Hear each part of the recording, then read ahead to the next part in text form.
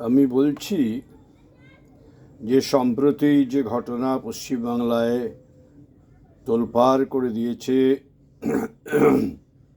রাজনৈতিক পরিচয়ের আগল ভেঙে যে নাগরিক সমাজের উপর্যুপরি প্রতিবাদ, উই ডিম্যান্ড জাস্টিস বলে বিচার চাই, অভয়ার মৃত্যুর বিচার চাই, এটা স্বাধীনোত্তর কালে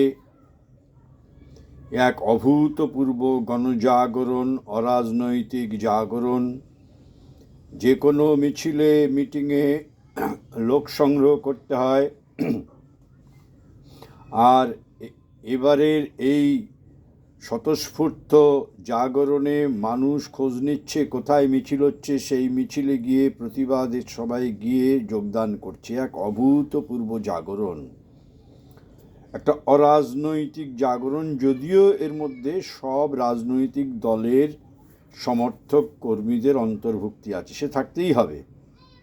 সেইটা নিয়ে নিন্দুকেরা সমালোচনা করবেন, এক রাজনৈতিক দল আর রাজনৈতিক দলের উদ্দেশ্যে বলবেন যে তারা ঢুকে পড়েছে, সবাই ঢুকে আছে এর মধ্যে। কিন্তু কোনো পার্টির ঝান্ডা না নিয়ে এটা একটা অরাজনৈতিক মঞ্চ, এটা খুব শুভ লক্ষণ। এবং এত দীর্ঘস্থায়ী হয়েছে আজকে পর্যন্ত, যেটা ভাবা যায় না। এবং ডাক্তারেরা পথ দেখিয়েছে সমগ্র নাগরিক সমাজকে, বুদ্ধিজীবীদের, রাজনৈতিক নেতাদের, যা তারা পারেননি এতদিন পর্যন্ত। এবং এটা চালানো উচিত। একটা নাছোড়বান্ধা মনোভাব নিয়ে আজ পর্যন্ত এই প্রতিবাদের যে সুর, সেটা অটুট আছে সম্ভবত। কিন্তু আমি বলবো যে এই সমস্ত সংগঠনগুলোকে নিয়ে যে অভয় মঞ্চ করা হয়েছে, বোধহয় 80টা সংগঠন নাগরিক মঞ্চের, তাদের নিয়ে একটা সংযুক্ত মঞ্চ করা হয়েছে, অভয় মঞ্চ।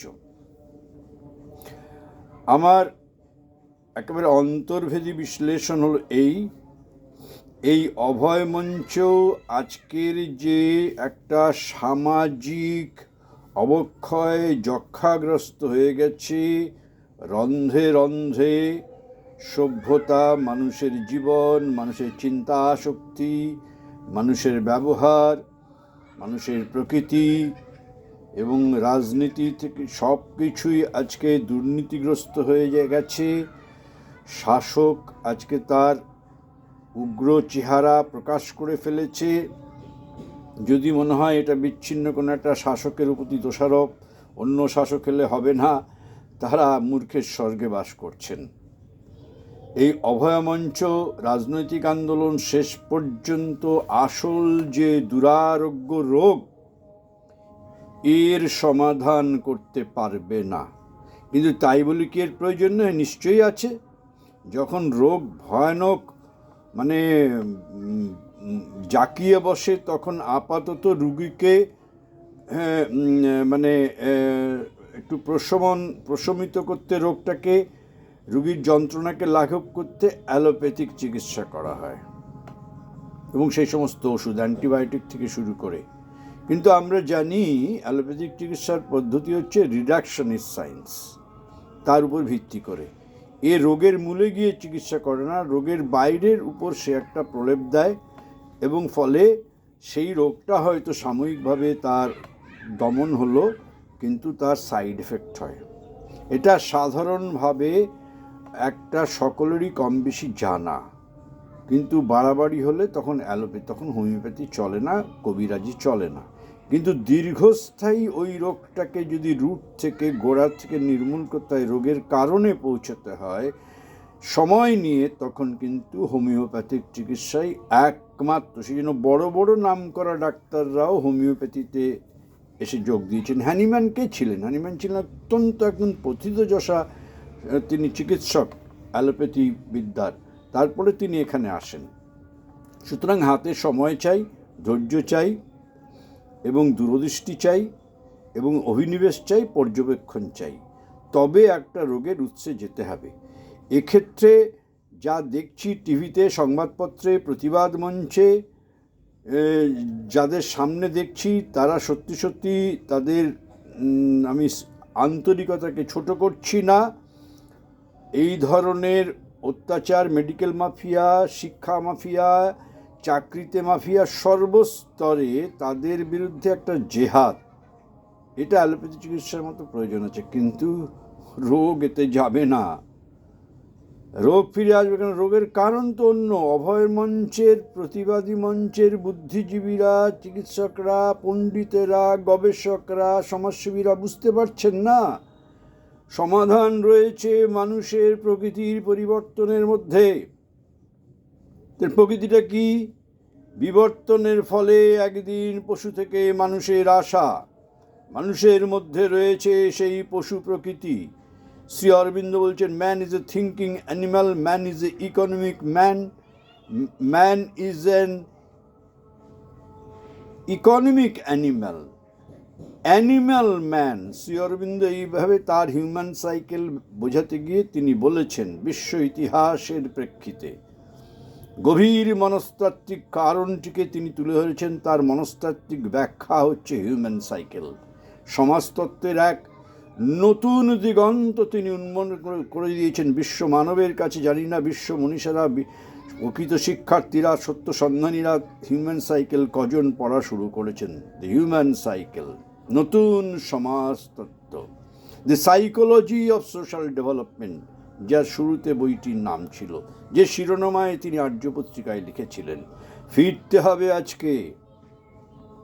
সেই প্রকৃতির মধ্যে রয়েছে ভ্রষ্টাচার, সেই প্রকৃতির মধ্যে রয়েছে কুপমণ্ডুকতা, সেই প্রকৃতির মধ্যে রয়েছে লোভ, সেই প্রকৃতির মধ্যে রয়েছে অন্ধকারের দিকে টান, সেই প্রকৃতির মধ্যে রয়েছে ক্রোধ, সেই প্রকৃতির মধ্যে রয়েছে পক্ষপাতিত্ব, দলের প্রতি, সম্প্রদায়ের প্রতি, গোষ্ঠীর প্রতি, রাজ্যের প্রতি, রাষ্ট্রের প্রতি। ফলে এই যে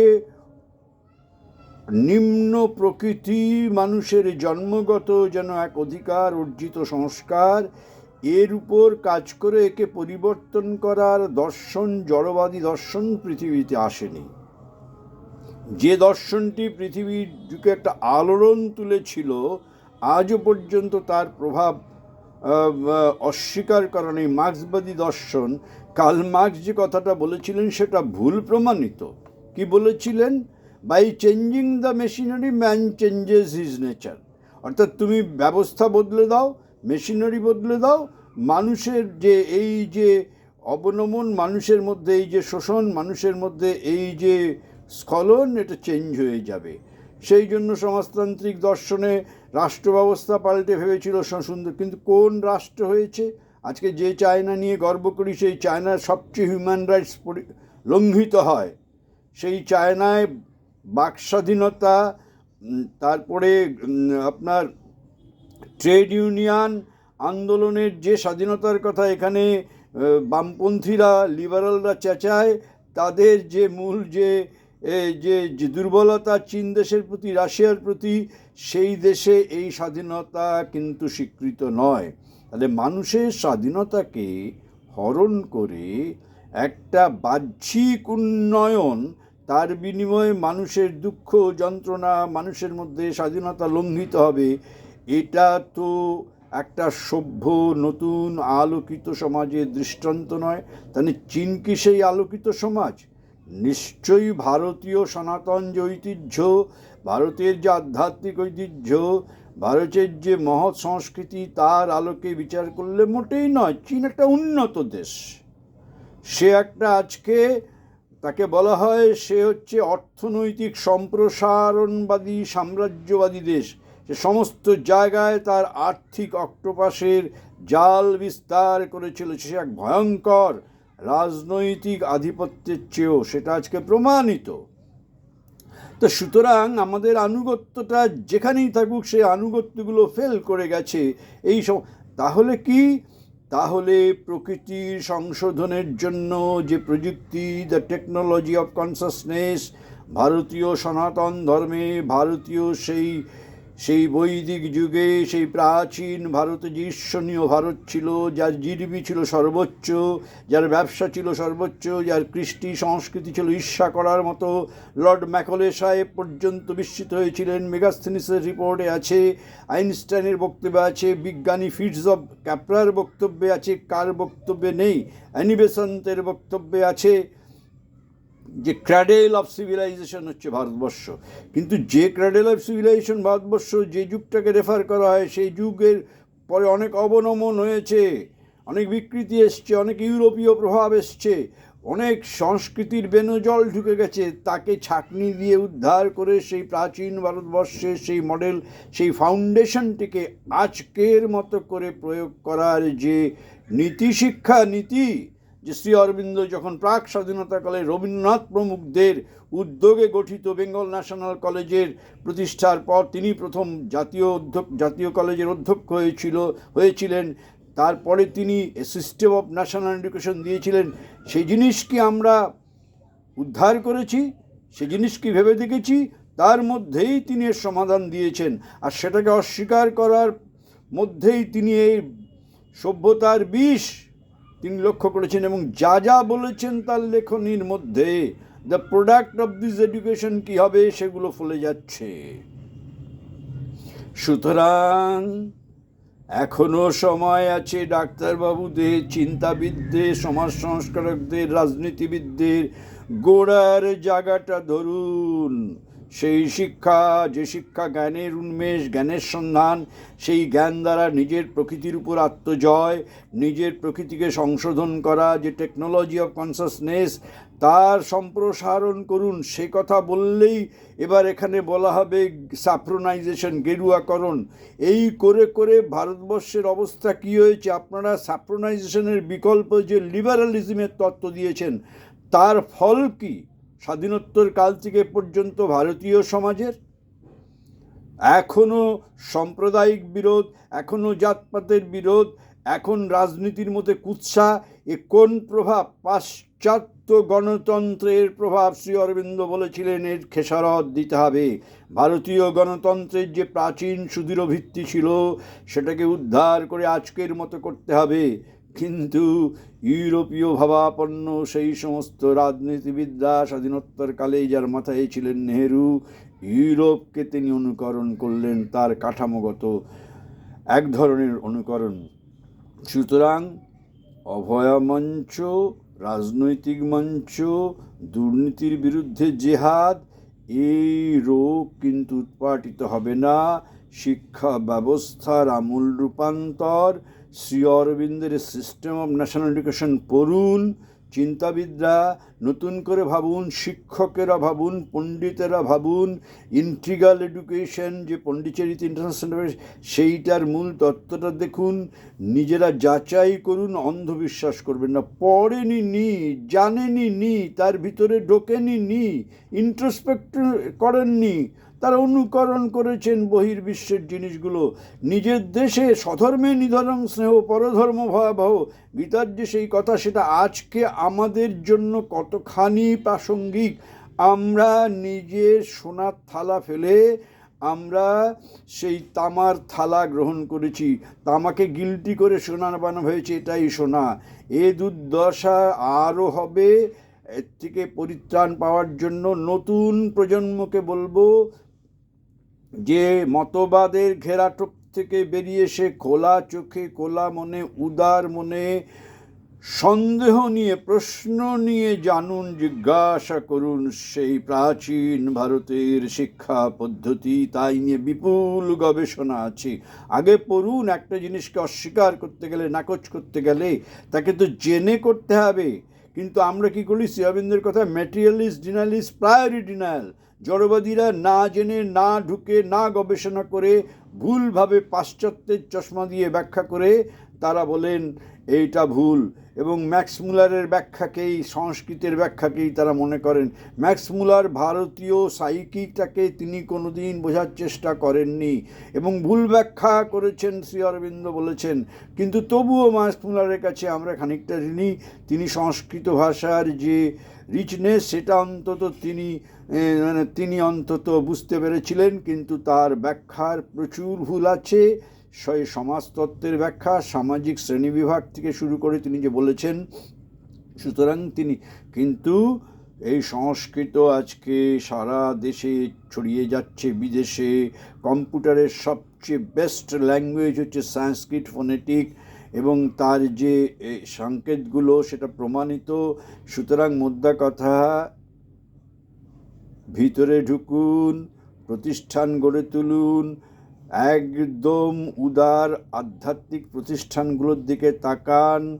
সেখানে নিজের ভিতরে কি হয়, তাকে কিভাবে তাকাতে হয়, সংশোধন করতে হয়, কোন আলোকে, নিরপেক্ষ নির্মোহ আলোকে, কোনো একটা টানেল ভিশন নয়, কোনো একটা নির্দিষ্ট বই পড়ে তার দ্বারা একপেশে হয়ে কোনো জিনিসকে দেখা না, বাইনারি নয়। এইটা করে নিজেরা যাচাই করুন, সময় আছে। না হলে এই আন্দোলনের একটা পরিণতি হবে কোনো রকমের রোগটাকে চাপা দেওয়া, কিন্তু ভিতরে ভিতরে ভিতরে ভিতরে অন্য রোগ চালিয়ে যাবে।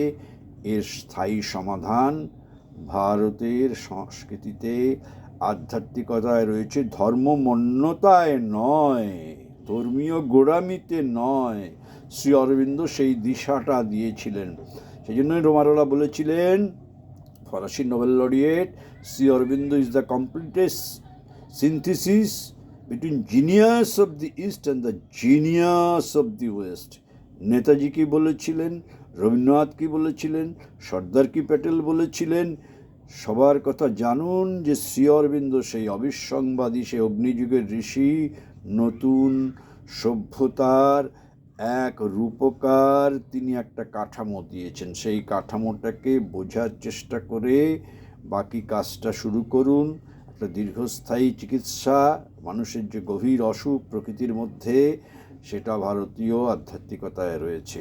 না হলে একদিন মুখ থুবড়ে পড়বে, আবার রোগ আসবে। অভয় মঞ্চ স্থায়ী রোগের প্রতিকার হতে পারে না। নমস্কার।